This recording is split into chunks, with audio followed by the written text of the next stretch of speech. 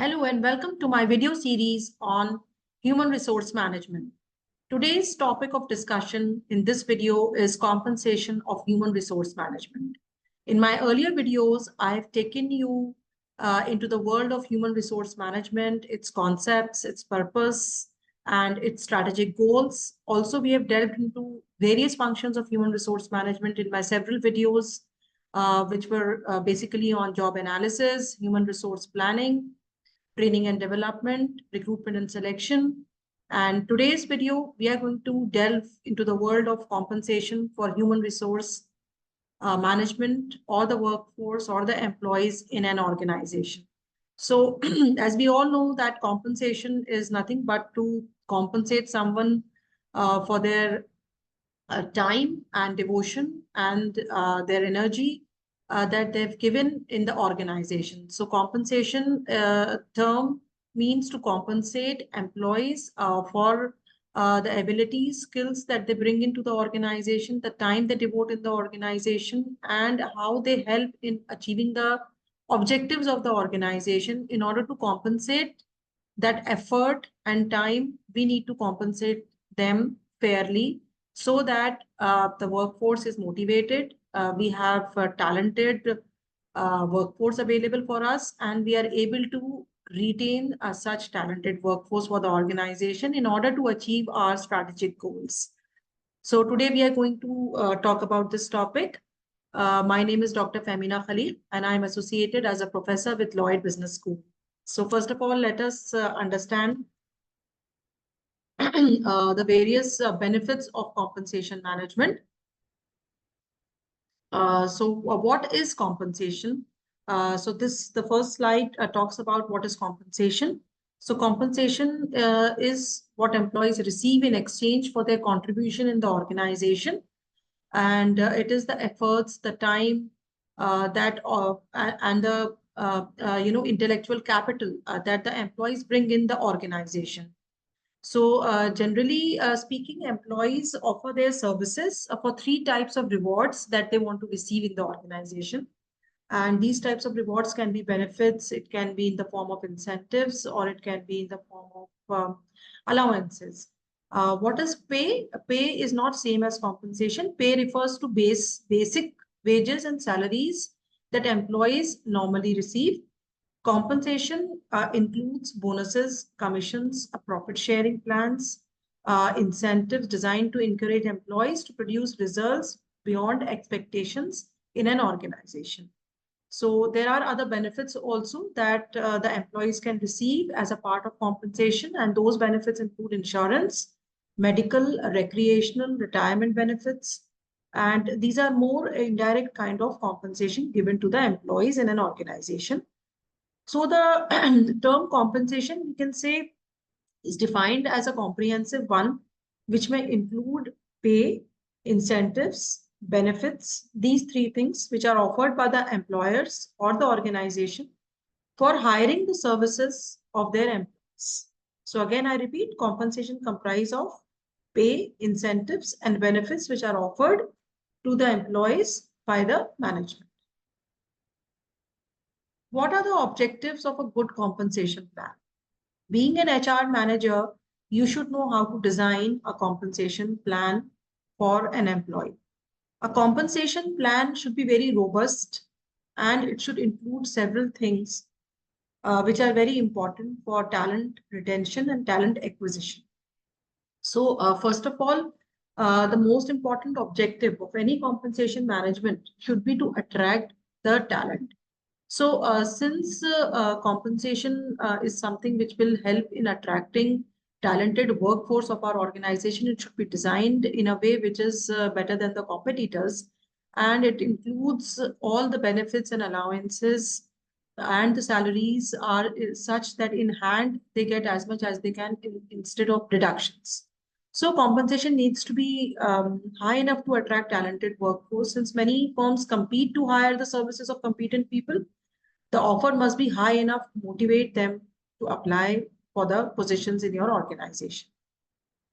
Secondly, we already have a talented workforce working in our organization. We need to retain those workforce. We need to retain them so that they work in a motivated manner in the organization. So if compensation level falls below the expectation of an employee or are not competitive, employees may quit because they might feel demotivated due to lack of salary and due to low salary than the competitors. So talented employees may feel demotivated and leave the organization.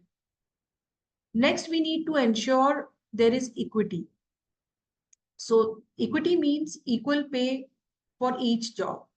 It should not be that if we are recruiting 5 sales personnel in an organization and we are paying differently to these 5 people, it will create a sense of demotivation amongst the employees, and a conflict may also arise because of that. So it is very important to see that there should be equity if we are hiring people on a certain position. But then this should also be taken into consideration that people with higher experience should be paid more, or people with more talent should be paid more, so that we have talented workforce with us. But this should be justified with certain reasons. Then only there should be, difference in pay. New and desired behavior is also important in compensation management design. New and desired behavior is also one of the objectives of compensation management. Pay should be rewarded for loyalty, commitment, experience, risk-taking abilities, initiative, and other desired behaviors expected from the employees in an organization. Where the company fails to reward such behaviors, employees may go in search of greener pastures outside. So it is important that we pay the employees as per their behavior or the desired behavior or the expected behavior by the managers for their subordinates. Also, a good compensation management objective should be to control the cost. There should not be overpayment of salary or compensation to the employees, and there should not be underpayment also.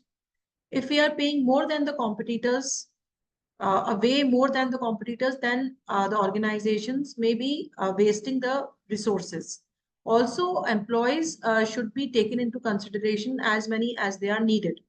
So effective compensation ensures that workers are neither overpaid nor underpaid. Then comply with the legal rules. This is also one of the objectives of the compensation design, that whatever the laws are related to the compensation or according to the Compensation Act or according to the Wages Act, it should be in compliance with those acts or legal enactments.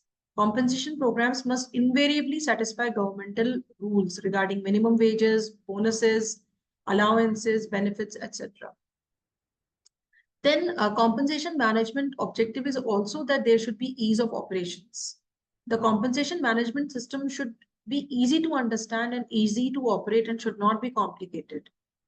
Then only it will promote understanding regarding pay-related matters between employees, trade unions, and managers. So it is important to understand that it is very, very important for the managers to design compensation as per the objectives design. Next, we need to understand what are the factors that influence the compensation level, because there are several factors which are deciding factors, like what the salary should be, how much the salaries should be, what the compensation plan should include, should it include allowances more or benefits more or incentives, depending on the kind of job. So first of all, the most important factor is the needs or requirements of the job. What are the responsibilities, tasks, and abilities required to do a certain kind of a job? That will decide the compensation level. So jobs may vary in difficulty level, complexity, challenges level. So where the job requirement is high level of skills and knowledge, then the salary or the compensation would be more. While for those routine or mundane jobs, which can be done by any graduate or any person who has done matriculation, will have a low pay. And because the supply of workforce is more. So here the law of demand and supply works. If the supply of employees is more for a job, obviously the salary or the compensation would be low. Next is the ability to pay. So it depends on the organization's size, profitability, requirements, how much the organization can pay. For example, a new a startup company which does not have any venture capitalist money with them, may start with lower salaries. While established companies, especially in the IT sector like Google, Adobe, will always pay a lot of amount to their freshers or to the managers working in their organization. Also, another factor that influences the compensation level is the cost of living. Cost of living differs from city to city, and especially for metropolitan and cosmopolitan cities, the cost of living is high. Therefore, the compensation level will be higher in these metropolitan cities than in small cities or small towns. So also cost of living is dependent on the inflation rate also. So the compensation should include, in case the inflation is very high and the prices are rising, then the salaries or wages should also follow the suit. Prevailing wage rate is another factor that influences compensation level. Prevailing wage rate in competing firms within an industry are taken into consideration while fixing wages. A company that does not pay comparable wages may find it difficult to attract and retain talented workforce.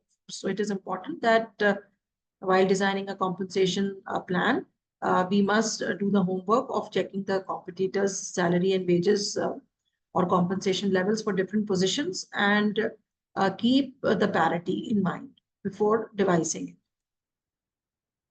Another factor that influences compensation level is the state regulation or the laws or the legal stipulations with respect to minimum wages. Obviously, we cannot compensate the employees below the minimum wages.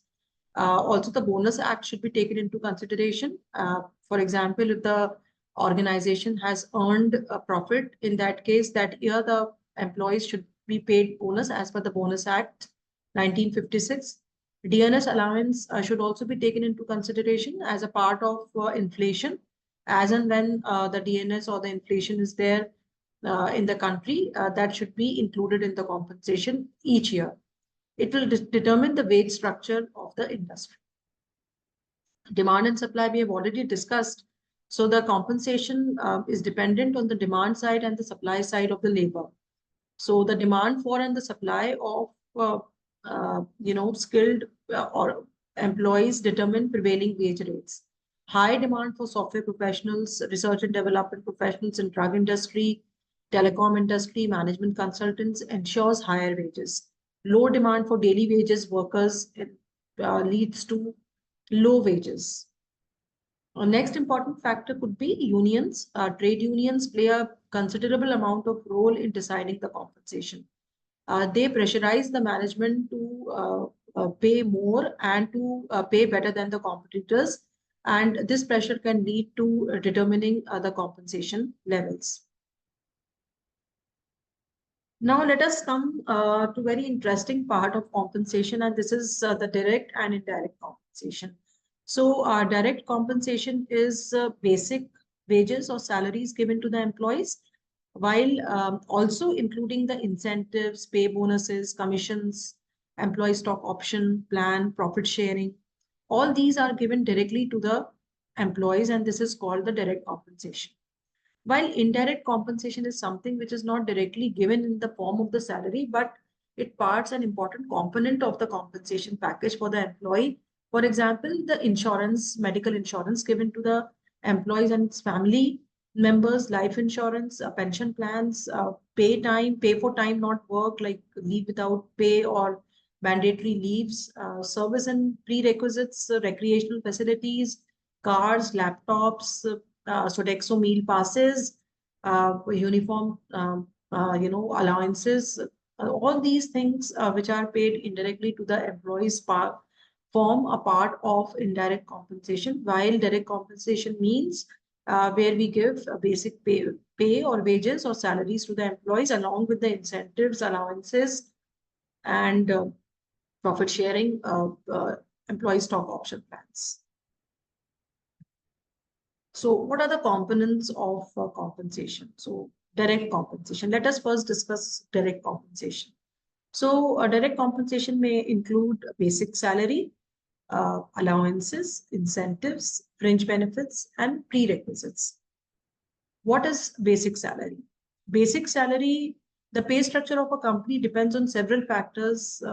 As we have already discussed, that there are several factors that influence the compensation plan of a company, like the market conditions, company's paying capacity, legal provisions, etc. So the basic wage in India also corresponds with what has been recommended by the Fair Wages Committee 1948 and 15th Indian Labour Conference 1957. The various awards by wage tribunals, wage boards, pay commissions, reports, and job evaluations also serve as guiding principles in determining the basic wage for an organization. While deciding the basic wage, the following criteria must be considered, like skill needed for that job, experience needed for the job, difficulty of work, mental work or physical work, training needed, responsibilities, and hazardous nature of work while deciding the compensation. So this will be the basic wage. What are the allowances? There are several kinds of allowances which are given to the workforce.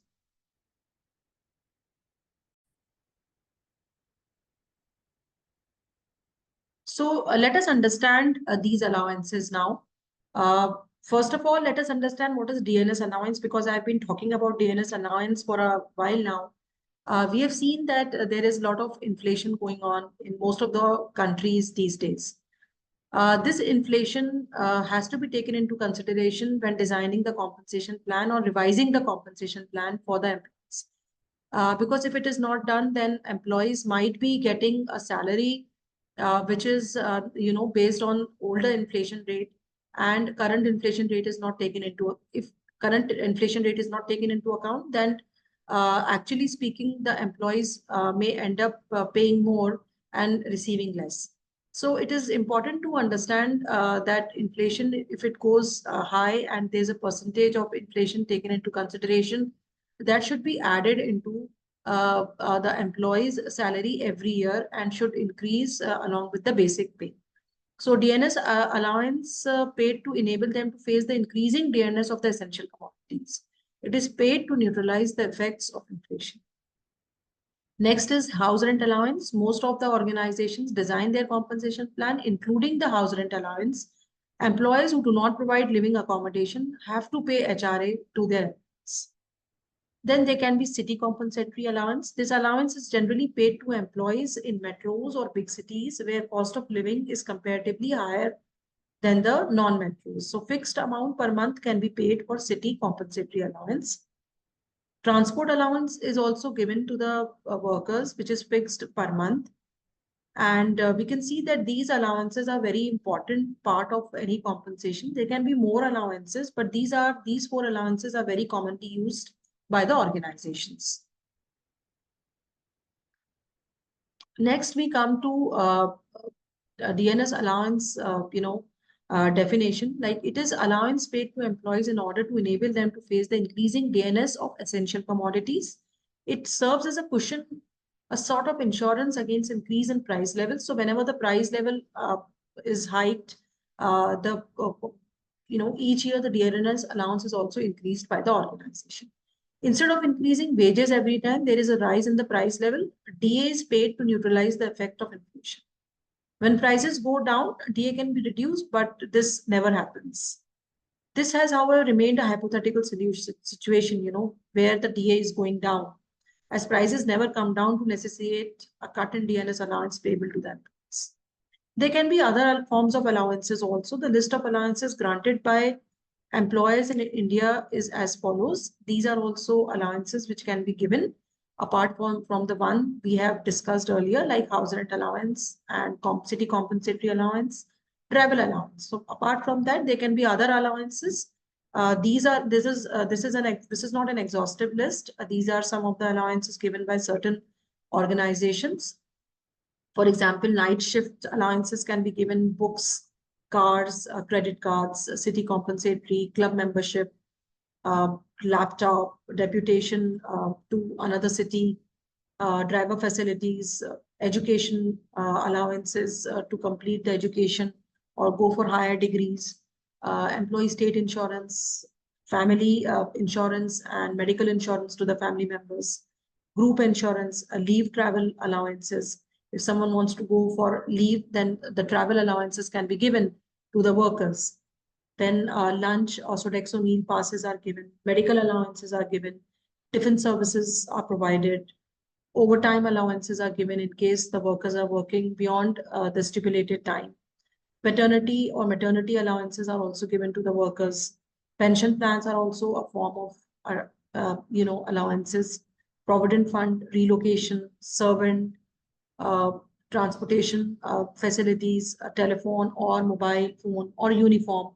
All these things, are a part of allowances given to the workers. Not all or may be present, some of them may be present, and some allowances beyond these can also be present in organization, depending on the needs of the organization, depending on the availability and ability to pay to the employees for the organization. After discussing what is basic pay and allowances, let us understand what are fringe benefits that are given to the workers. The term fringe benefits refers to the extra benefits. That is why it is called fringe benefit, that provides to the employees in addition to the normal compensation paid to them, apart from salaries, wages, and allowances. So they are like supplementary form of compensation. They are paid to an employee based on their membership in the organization. Also, fringe benefits are like indirect compensation given to the workers because they are usually extended as a condition of employment and are not directly related to performance.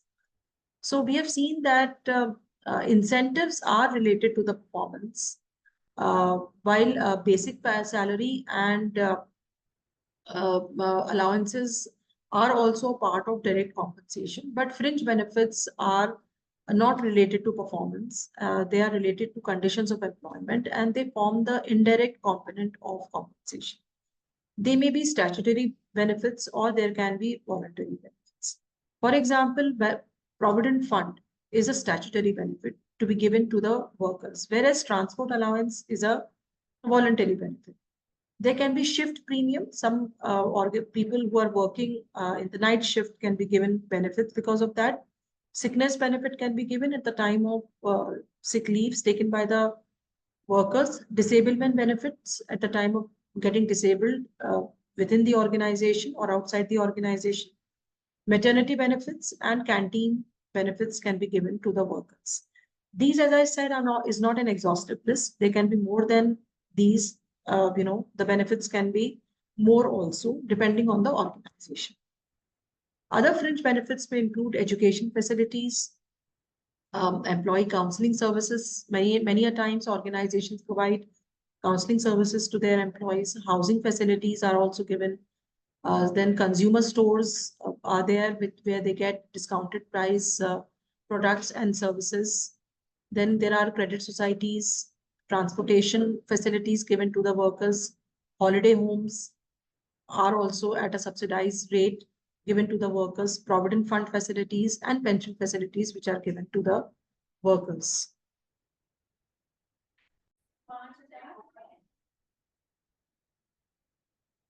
So after fringe benefits, let us talk about incentives. We have already discussed about the various components of compensation, which are basic wages, allowances, benefits, and now let us talk about incentive plans. Incentive plans attempt to relate individual efforts to pay.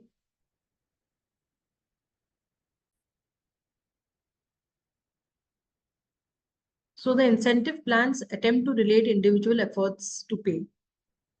There are various approaches to incentive plans like piece rate work plans, sales incentives, commissions, merit pay, etc. Piece rate work plans is like how much a worker can produce in the production department. That can be given to the workers. The more he or she produces, the more incentive he or she receives.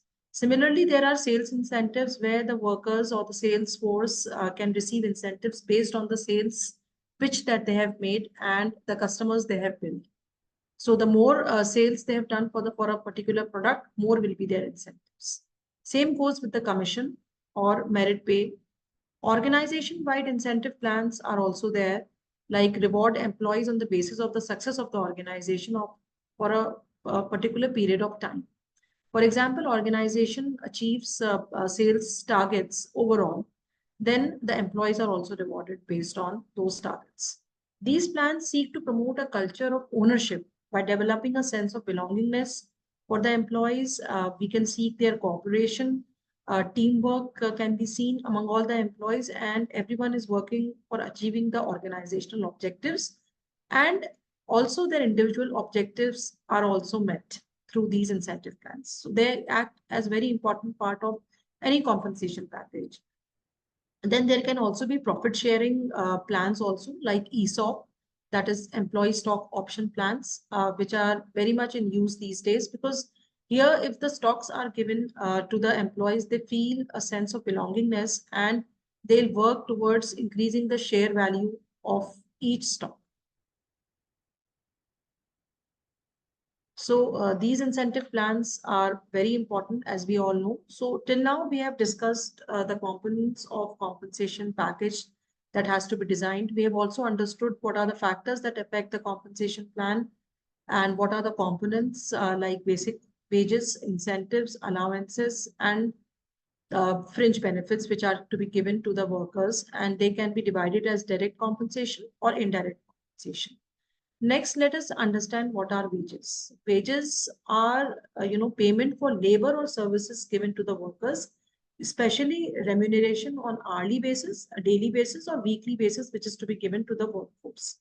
Wages generally apply for workers which are irregular in nature. For example, factory workers. Salary is a fixed periodical payment given to workers for their regular services. The demand for wages has never been fully met.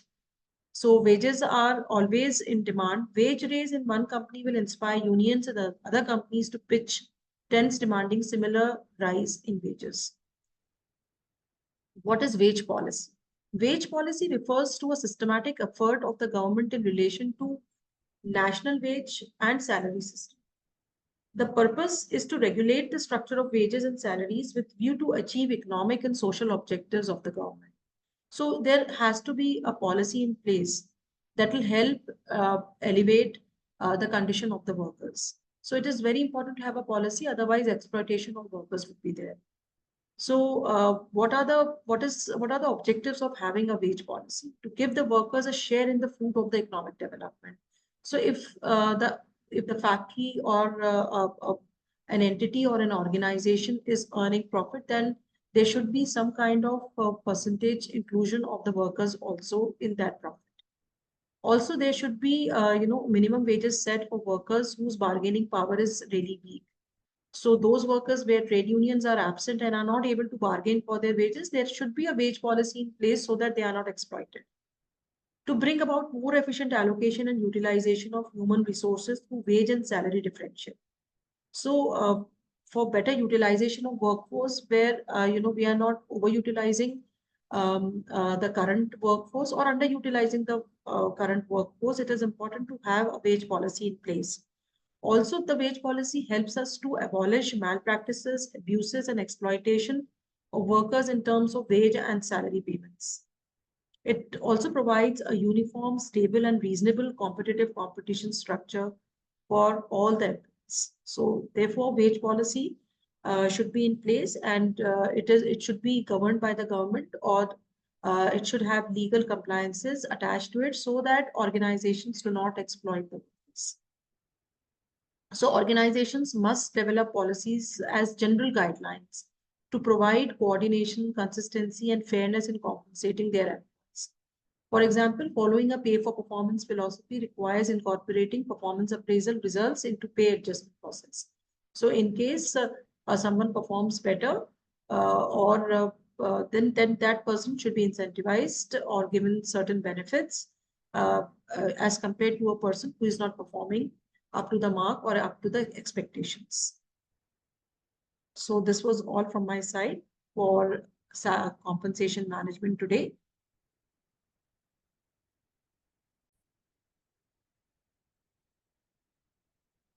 So after wage policy, we need to understand what are the acts that are governing the wage policy. These are designed by the government of India so that the workers are not exploited. So, for example, there is Payment of Wages Act 1937. This is required to prohibit any delay or withholding of wages. Another act is Industrial Disputes Act 1947. It authorizes all state governments to set up industrial tribunals or, like labor courts, which would look into the disputes related to remuneration or compensation. So this, empowers the workers or the employees in an organization because there is someone who can redress their problem. Another act is Minimum Wages Act, which is a fixation of minimum rates of wages given to the workers. And then Equal Remuneration Act prohibits discrimination in terms of remuneration on the basis of religion or on the basis of gender of the worker. With all these acts in place, we still see there is a lot of disparity in the wages. Let us also understand the concept of minimum wages. A minimum wage is the lowest daily remuneration that is to be given by the employers, and it is legally to be paid to the workers. It should be paid even if the company is running into losses. In India, the minimum wages is governed by Minimum Wages Act 1948. So as you can see in the table here, this is the current total daily minimum wages in rupees per month in India. It keeps on revising, and it also differs from one state to another. Here it is the general for India that I have taken into consideration.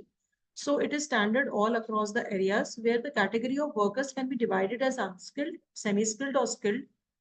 Also, clerical and supervisory staff can be divided as non-matriculates, matriculates, undergraduate, or graduate and above. As you can see, for graduate and above, the per month the minimum wages to be given is 22,744, while for workers, skilled workers, it is 21,215. While for unskilled, it is 17,494, and for semi-skilled, it is 19,279.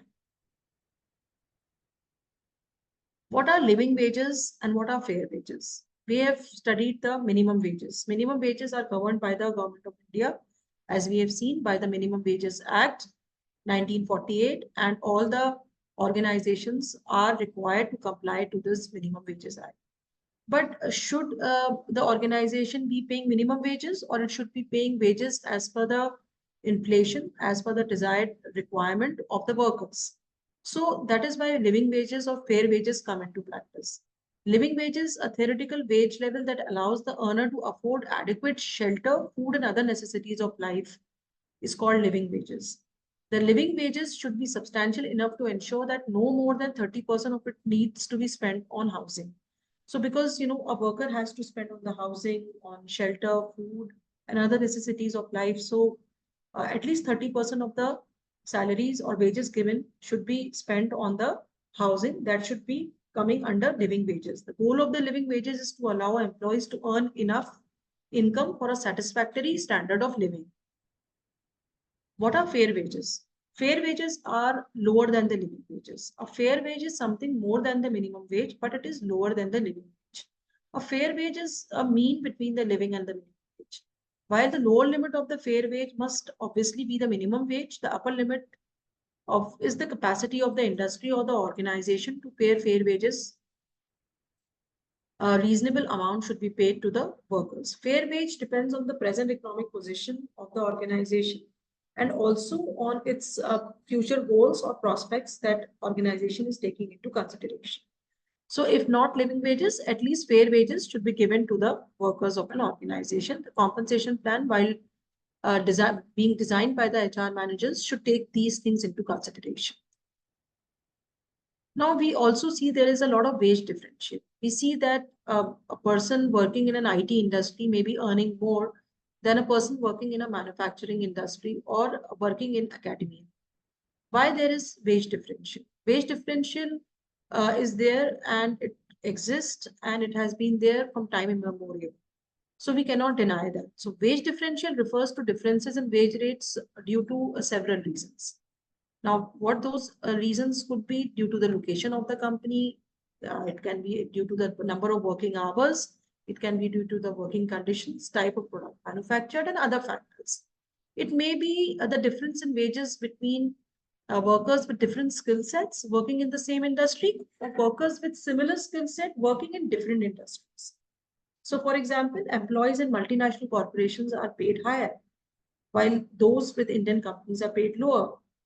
Different industries have different wage structures, resulting in disparities in remuneration for identical works.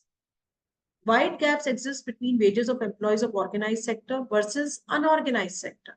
So there can be wage differential between organized and unorganized sector. There can be wage differential between different companies in same industry, or there can be difference between companies, same companies in different countries.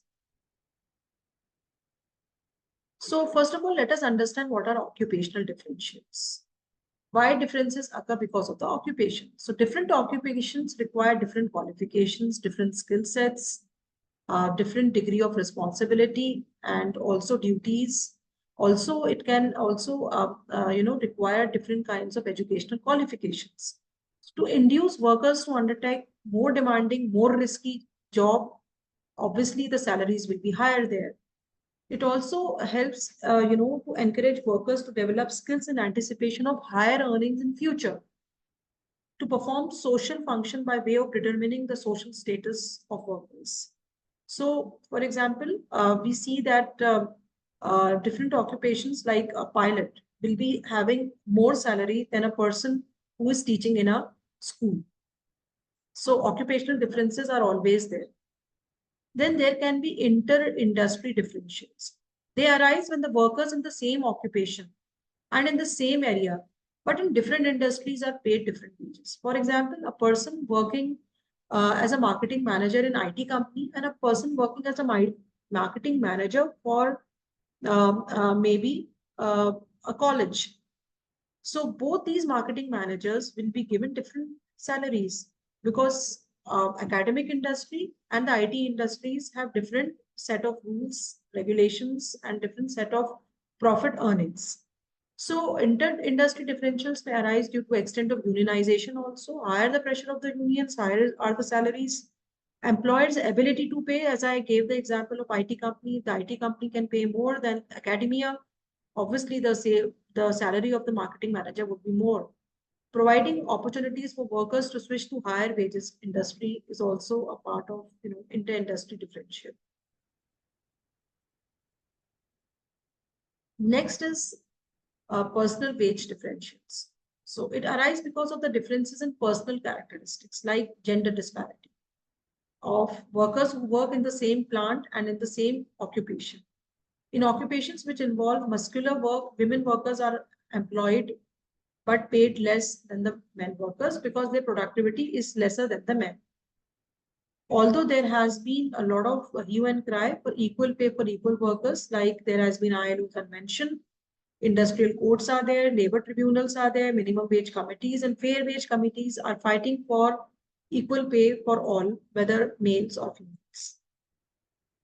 We can also see there is a lot of sector differential found in the organization. So different sectors have different pays. It depends upon the nature of workers group, whether it is organized sector or it is unorganized sector. So in organized sector, we'll always see that the salaries are higher than those of the unorganized sector.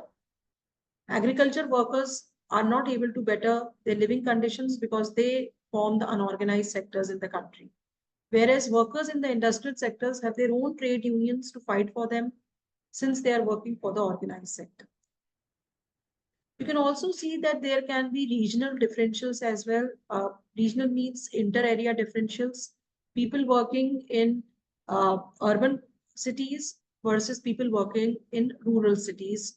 The wage differential will always be seen. Workers in same industry and the same occupational group but living in different geographical areas are paid differently. It can be because of the climate, it can be because of the isolation or disparity in the cost of living. So this was all about compensation management today that we have discussed. So we have discussed about the compensation management, the components of compensation management, the factors that influence compensation management, wages and laws pertaining to wages and wage differentials. Thank you so much for listening to me. Thank you.